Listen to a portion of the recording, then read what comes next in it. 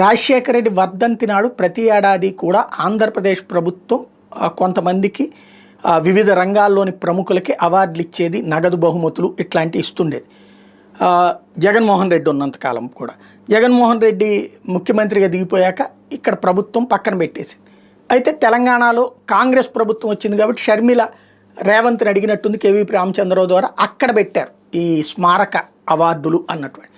ఈ సందర్భంగా రేవంత్ రెడ్డి నిన్న మాట్లాడుతూ కేవీపీ అదే వేదిక మీద ఉన్నారు, అదే సందర్భంలో షర్మిల కూడా అదే వేదిక మీద ఉన్నారు. కేవీపీ అనేక మంది నేను కేవీపీ పాత్ర పోషిస్తానన్నారు, కానీ కేవీపీ లాంటి చిత్తశుద్ధి ఉన్నోళ్ళు నాకు ఎక్కడా కనిపించలేదు. ఇవాళ కేవీపీ లాగా ఉంటానన్నాడు 2 రోజులు పోయేటప్పటికి నా పదవి కావాలని కోరుకునేటటువంటి వాళ్ళు అన్నటువంటిది మాట్లాడుకొచ్చారు. కేవీపీ లాగా ఎవరూ లేరు కరెక్టే, అలాగని రాజశేఖర రెడ్డి లాంటి కూడా రేవంత్ కాదు. రాజశేఖర రెడ్డి ప్రజల నుంచి, అది కాంగ్రెస్లోనే పుట్టాడు, కాంగ్రెస్లోనే పెరిగాడు.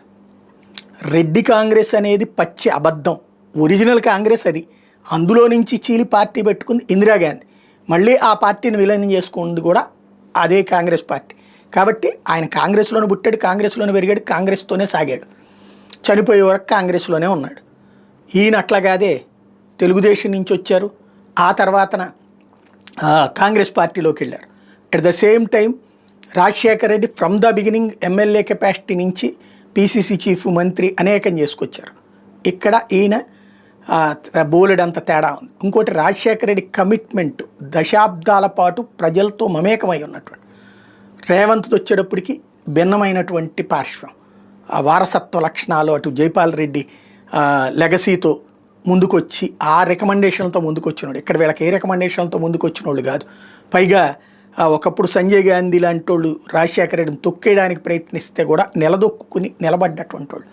కాబట్టి ఆ స్నేహం అన్నది కేవీపీకి రాజశేఖర రెడ్డికి కుదిరింది అంటే రాజశేఖర రెడ్డికి అంతా తెలుసు, పైన నడిపించే పనిని ఇక్కడ ఇచ్చారు.